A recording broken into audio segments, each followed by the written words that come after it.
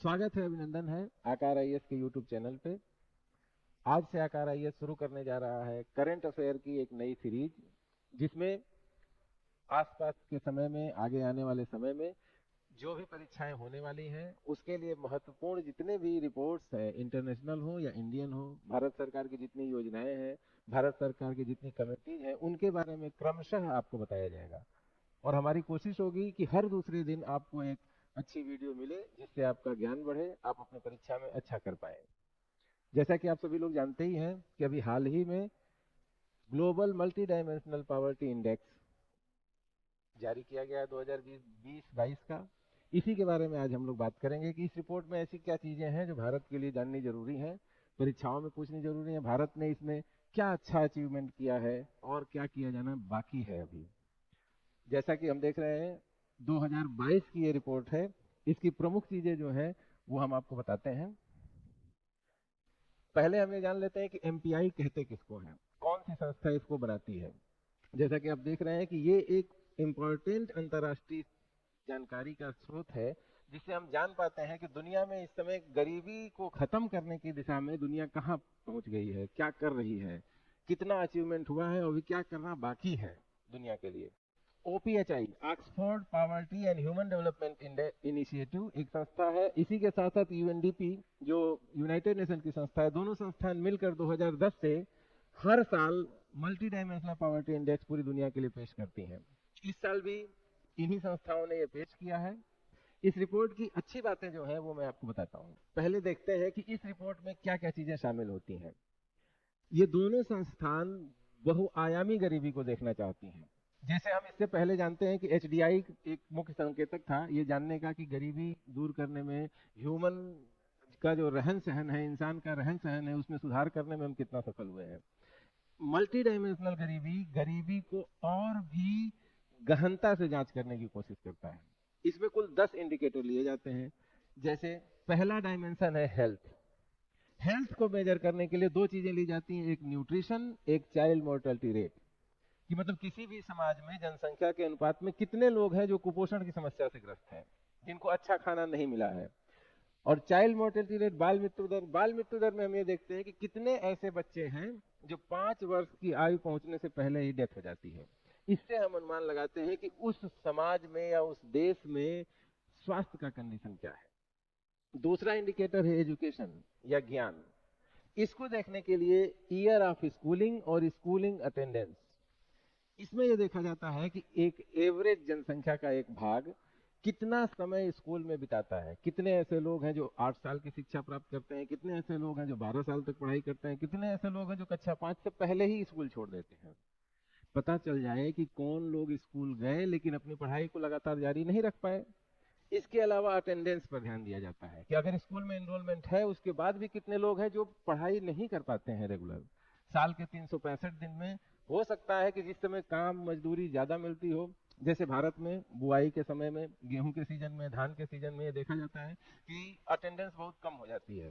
तो ये जानने की कोशिश की जाती है कि कितने प्रतिशत बच्चे ऐसे हैं जो सही ढंग से स्कूल अटेंड नहीं कर पा रहे हैं। ठीक है। स्टैंडर्ड ऑफ लिविंग अगला सेगमेंट है। इसमें कुल 6 चीजों पर ध्यान दिया जाता है। पहली चीज है कुकिंग फ्यूल। इसमें ये देखते हैं कि स्वच्छ ईंधन की व्यवस्था से कितने परिवार वंचित हैं। आप लोगों को ध्यान होगा कि सरकार उज्ज्वला योजना चला रही है। इस योजना में अभी तक 6 करोड़ के आसपास घरों में फ्री गैस सिलेंडर का कनेक्शन दे दिया गया है, ताकि वो लकड़ी पे और अस्वास्थ्यवर्धक जो है, जो जगह है, जो तरीके हैं खाना बनाने के, उससे मुक्त हो सकें। दूसरा है सैनिटेशन या स्वच्छता। ऐसे कितने परिवार हैं जो अभी भी बाथरूम न होने की समस्या से ग्रसित हैं, इसको ध्यान दिया जाता है। तीसरा है ड्रिंकिंग वाटर। कितने ऐसे परिवार हैं जो स्वच्छ पेयजल जिनको नहीं मिल पा रहा है। आप लोगों को अभी ध्यान होगा इसी साल बजट में, पिछले बजट में हर घर नल जल योजना चलाई जा रही है। वो इसी को लेकर है कि हर घर में ठीक ढंग से साफ पानी की व्यवस्था की जा सके। इलेक्ट्रिसिटी हर घर में मिल रही है कि नहीं मिल रही है, ये देखा जाता है। कितने ऐसे हाउस होल्ड हैं जिनके पास अपना मकान है। मकान का सेंस यहाँ पे है कि जिसकी फर्श छत पक्की हो। कच्ची फर्श होगी तो उसको मकान में नहीं माना जाता है, माना जाता है कि वो अभी मकान की सुविधा से वंचित है। तो पक्के घर किसके पास हैं। इसके अलावा एसेट्स, इसमें संपत्ति देखी जाती है कि किस परिवार के पास क्या है क्या नहीं है, टीवी है कि नहीं, फ्रिज है कि नहीं, मोटरसाइकिल है कि नहीं, इन सब का सर्वेक्षण किया जाता है। इन 10 संकेतकों के आधार पर यह मल्टी डायमेंशनल पॉवर्टी इंडेक्स बनाया जाता है। अगर कोई भी परिवार इन 10 संकेतकों में से 1/3 से वंचित है तो उसको माना जाता है कि वो मल्टी डायमेंशनली पॉवर्टी की स्थिति में है, यानी हमको इससे आगे बढ़ने की जरूरत है। ठीक है, अब आते हैं हम लोग इस बार की रिपोर्ट में क्या कहा जा रहा है। दुनिया भर को लेके जो स्थिति है इस रिपोर्ट के अनुसार अभी भी 2 बिलियन लोग बहुआयामी गरीबी के दायरे में आते हैं, यानी इतने सारे एफर्ट के बाद भी 2 बिलियन लोग मल्टी डायमेंशनली पुअर हैं। दूसरी चीज जो उसमें से आ रही है, उनमें से आधे लोग गंभीर गरीबी की स्थिति में रहते हैं। गंभीर गरीबी की स्थिति का मतलब यहाँ पे क्या है, 10 जो हमने संकेतक लिए हैं इसमें अगर 1/3 में कोई वंचित है तो इसको मानते हैं कि मल्टी डायमेंशनली पुअर है। लेकिन अगर कोई आधे से ज्यादा, यानी जिनको 5 या 7 चीजों इंडिकेटर्स हैं उसमें वंचित हैं, तो ये माना जाता है कि वो बहुत ही बुरी कंडीशन में है। ठीक है, अगली स्लाइड देखिए। जितने भी गरीब लोग हैं उनमें से आधे 593 मिलियन लोग 18 वर्ष से कम आयु के हैं। ये गंभीर स्थिति है। इसका मतलब ये है कि 18 वर्ष से कम आयु के लोग अगर गरीबी की स्थिति में रह रहे हैं, इसका मतलब कि वो कुपोषित हो सकते हैं, उनको पढ़ाई लिखाई की सुविधा अच्छी नहीं मिलेगी। इसका मतलब कि आने वाले फ्यूचर में वो प्रॉब्लम क्रिएट करेंगे पूरे विश्व के लिए। अगर हमारी मेन फोर्स कुपोषित होगी या किसी भी तरह से ज्ञान से वंचित होगी, उसके अंदर कोई स्किल नहीं होगा, तो आगे जाके समस्याएं तो झेलनी ही होगी। इस कारण से ये एक इंपॉर्टेंट डाटा है कि जितने भी लोग गरीब हैं उनमें आधे से अधिक लोग लगभग 18 वर्ष से कम उम्र के हैं। अगली देखिए, गरीब लोगों की संख्या उप सहारा अफ्रीका में सबसे अधिक है, 579 मिलियन लोग, यानी सबसे ज्यादा जो संकेंद्रण है गरीबों का वो उप सहारा अफ्रीका में है। इसके बाद नंबर आता है दक्षिण एशिया में, 385 मिलियन लोग दक्षिण एशिया में हैं। और ये दोनों एरिया मिलकर 83% गरीब लोग यहाँ पे रहते हैं। यानी कि मोटा मोटी हमें मान सकते हैं कि दुनिया में जितने भी लोग मल्टी डायमेंशनली पुअर हैं उसमें सहारा, उप सहारा अफ्रीका और दक्षिण एशिया मिला के 83% लोग हैं। यानी इन दो एरिया को अगर निकाल दें तो दुनिया से गरीबी बहुत कम हो चुकी है। ठीक है, अगला देखिए। अब आते हैं भारत के बारे में क्या कहा गया है इस रिपोर्ट में, इंडिया को लेकर क्या बातें हैं। पहली चीज इसमें ये लिखी हुई है कि दुनिया में सबसे ज्यादा 22.8 करोड़ गरीब भारत में है। इसके बाद नाइजीरिया 9.6 करोड़ लोग गरीब हैं। अब सोचिए कि भारत में इतनी सारी योजनाएं चल रही हैं, उसके बाद भी दुनिया में सबसे ज्यादा संख्या में गरीब लोग हमारे पास ही हैं। इसका कारण यह हो सकता है कि हमारी जनसंख्या भी बड़ी है, इस कारण से संख्या के रूप में हम हमेशा ज्यादा दिखते हैं, लेकिन हमको अभी बहुत काम करने की जरूरत है। अगली चीज, इनमें से 2/3 लोग ऐसे घरों में रहते हैं जिसमें कम से कम एक व्यक्ति पोषण से वंचित है। 10 इंडिकेटर बताए गए हैं किसके, मल्टी डायमेंशनल गरीबी के। उसमें से एक है न्यूट्रिशन, पोषण। यानी कि जितने भी लोग यहाँ पे गरीब हैं इंडिया में, उसमें 2/3 लोग ऐसे हैं जो लोग कुपोषण की समस्या से ग्रसित है, यानी खाना तो उनको मिल रहा है लेकिन अच्छा खाना नहीं मिल रहा है।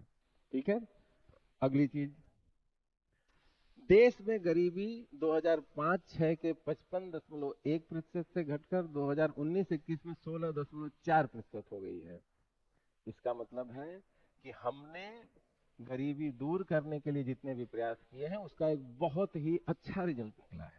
अगर 2005 में 55.1% लोग गरीबी रेखा के नीचे थे, मल्टी डायमेंशनली पुअर थे, तो आज 16.4% ही बचे हैं। ठीक है, यानी हमारे काम जो सरकार हमारी कर रही है उसका फायदा मिलना शुरू हो चुका है। अगला, सभी एमपीआई संकेतकों में उल्लेखनीय कमी देखी गई है, यानी हमने किसी एक भी सेक्टर को छोड़ा नहीं है। अगर 10 चीजों की जांच एमपीआई में की जाती है तो 10 के 10 में बहुत अच्छा काम इंडिया में किया गया है। अगली चीज, वर्ष 2005-06 से लेकर 2019-20 के दौरान भारत में 41.4 करोड़ लोग गरीबी रेखा से बाहर निकलने में सफल रहे। इसका मतलब 15 साल में, महज 15 साल में हम लोगों ने 41.6 करोड़ लोगों को गरीबी से बाहर निकाल दिया। ये छोटी मोटी उपलब्धि नहीं है, ये बहुत ही बड़ी उपलब्धि है उस देश के लिए जिसके संसाधनों पे एक बहुत भारी जनसंख्या का दबाव है।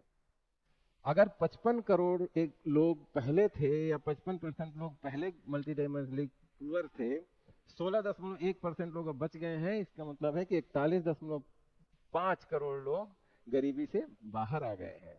इसके लिए हमारी सरकारें बधाई का पात्र हैं कि उन्होंने बहुत अच्छा काम किया है। अब अगली चीज देखिए, भारत के लिए बहुआयामी गरीबी सूचकांक में सुधार ने दक्षिण एशिया में गरीबी की गिरावट में महत्वपूर्ण योगदान दिया है। यानी कि भारत में जो गरीबी में कमी हुई है, इसी के कारण दक्षिण एशिया में गरीबी में कमी आ पाई है। ठीक है, ये एक इंपॉर्टेंट चीज है जो ये रिपोर्ट बताती है कि भारत की गरीबी निवारण की योजनाएं अब सही दिशा में चल रही हैं। ठीक है, अगली चीज देखिए, गरीबी में सापेक्ष कमी, रिलेटिव रिडक्शन इन पॉवर्टी। राष्ट्रीय स्तर पे 15-16 से 19-21 की अवधि में गरीबी में सापेक्ष कमी की दर 11.9% थी। यानी 15-16 से लेके 19 से 21 की अवधि में हर साल 11.9% गरीबी कम हुई, यानी 11.9% लोग मल्टी डायमेंशनल पॉवर्टी से बाहर निकल गए। जबकि 5-6 से 15-16 के बीच यह दर 8.1% थी। यानी 5-6 से 15-16 के बीच जो मल्टी डायमेंशनल पॉवर्टी पे काम कर रहे थे, हम लोगों को उससे बाहर निकाल रहे थे, वो स्पीड अब पहले से अच्छी हो गई है। इसका मतलब कि हमारी सरकार बिल्कुल सही दिशा में काम कर रही है। हमारी नीतियों का जो रिजल्ट है वो आना शुरू हो चुका है। अगली चीज, राज्यों का प्रदर्शन। जब भी एमपीआई इंडेक्स आता है, इसमें हम राज्यों वार भी अध्ययन करते हैं कि किस राज्य में किस तरह से काम हो रहा है। अब एमपीआई रिपोर्ट जो पिछली थी 15-16 में जो रिपोर्ट थी, उसमें बिहार सबसे गरीब राज्य था। गरीब इन द सेंस कि बिहार में सबसे ज्यादा प्रतिशत में लोग मल्टी डायमेंशनली पुअर थे। इस राज्य में एमपीआई के मूल्य में सबसे ज्यादा कमी देखी गई है। जो गरीबी का प्रतिशत, गरीब लोगों का प्रतिशत 77.4 था 2005-6 में, वो गिरकर 15-16 में 52.4% हो गया और 19-21 में 34.7% हो गया। यानी 15 साल में 77.4% जो जनसंख्या थी गरीबी की स्थिति में थी, अब 34.7% लोग रह गए। जितने भी राज्य थे उनमें सबसे अच्छा इंप्रूवमेंट बिहार सरकार ने किया है। बिहार की जो आबादी है वहां पे गरीबों की संख्या में सबसे तेज गिरावट देखी गई है। अगली चीज, 2015-16 की सूची में जो 10 सबसे गरीब राज्य थे, 2019-21 की सूची में पश्चिम बंगाल उस लिस्ट से बाहर निकल गया है। यानी पश्चिम बंगाल अब सबसे गरीब राज्यों की श्रेणी में नहीं है। वहां पे रहने वाले गरीबों की संख्या सिग्निफिकेंटली कम हो गई है। अब उसको मल्टी डायमेंशनली पॉवर्टी वाले स्टेट में नहीं रखा जा रहा है। बाकी बचे जो राज्य हैं वो हैं बिहार, झारखंड, मेघालय, मध्य प्रदेश, उत्तर प्रदेश, असम, उड़ीसा, छत्तीसगढ़ और राजस्थान। ये 9 राज्य अभी भी बचे हैं जहां पर बड़ी संख्या में मल्टी डायमेंशनली पुअर लोग रह रहे हैं। इसमें इंपॉर्टेंट जो चीज है वो ये है कि पश्चिम बंगाल इससे बाहर निकला है, इस पे प्रश्न बन सकते हैं। और ये जो 9 राज्य कौन कौन से हैं, इस पे प्रश्न बन सकते हैं। तो ये हमको ध्यान रखना है कि अभी भी Bihar, Jharkhand, Meghalaya, Madhya Pradesh, Uttar Pradesh, Assam, Orissa, Chhattisgarh, Rajasthan multi dimensionally poverty से जूझ रहे हैं। यहाँ पर हमको अभी और काम करने की आवश्यकता है। इस रिपोर्ट में कहा गया है कि 2015-16 में गरीबी का आंकड़ा 36.6% था, जो 19-21 में ग्रामीण क्षेत्रों में 21.2% और शहरी क्षेत्रों में 9% से 5.5% तक हो गया। इसका मतलब कि जो कंपोजिट गरीबी का आंकड़ा है उसमें भी बड़ी कमी देखी गई है। आप लोग देख रहे होंगे कि पूरे भारत के लिए 36.6% था। अगर इन दोनों डेटा को मिला भी देंगे तो ये 20% से नीचे आएगा। यानी निरपेक्ष रूप में भी पिछले 6 साल में हमने गरीबी को कम किया है, गरीबों की संख्या में एक बड़ी कमी की है। अब ये फिगर देखिए, हमने पहले आपको बताया था कि भारत ने एमपीआई के सभी 10 संकेतकों में सबसे बेहतर काम किया है। किसी भी संकेतक में उसका काम ऐसा नहीं है कि जो लक्ष्य से भटका हो। हमने सुधार किया है, हर एक क्षेत्र में सुधार किया है। जैसे न्यूट्रिशन, 2005-6 की जो स्लाइड है, वो स्तंभ है, वो ब्लू कलर में है, 15-16 का रेड और 19-21 का ब्लैक।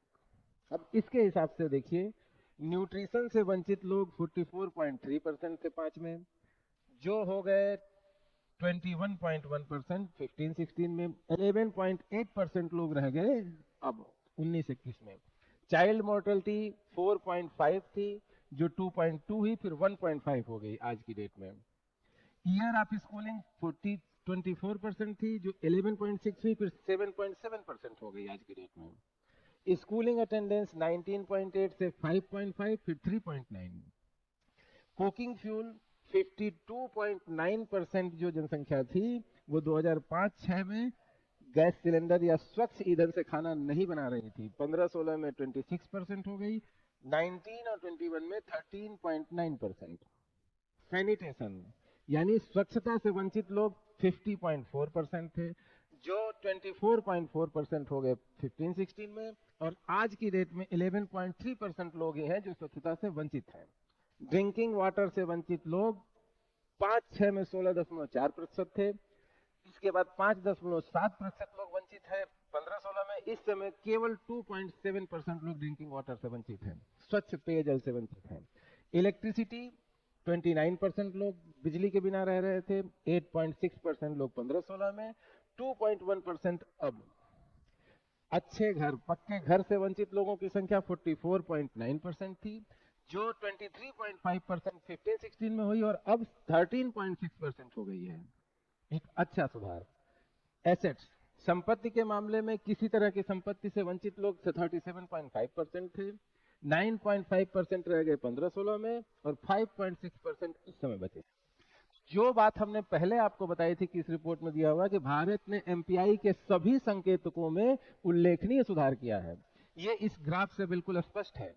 सबसे किसी में भी ऐसा नहीं है जहां पर हम एक बेहतरीन प्रोग्रेस न देख रहे हो, यानी सभी संकेतकों में भारत ने बेहतर प्रयास किया है। इस रिपोर्ट से हमको ये पता चलता है। तो आज हम लोगों ने देखा मल्टी डायमेंशनल पॉवर्टी इंडेक्स 2022। इस चैनल पर आकार आईएएस के आपको हर समय रेगुलर अब एक एक करके इंडेक्स, सरकार की योजनाओं के बारे में जानकारी मिलती रहेगी। अगर आपको ये वीडियो पसंद आया तो लाइक करें, सब्सक्राइब करें, ताकि आपको नई वीडियो आने पर तुरंत जानकारी मिल सके और आपकी परीक्षा की तैयारियां अच्छी तरह से हो सके। हमारे चैनल में जो भी जानकारी दी जाएगी वो मेंस और प्रीलिम्स दोनों एग्जामों के लिए होगी। हम चाहेंगे कि आप हमारे से जुड़े रहें और हमेशा अपनी तैयारी को एक सही दिशा में रखें।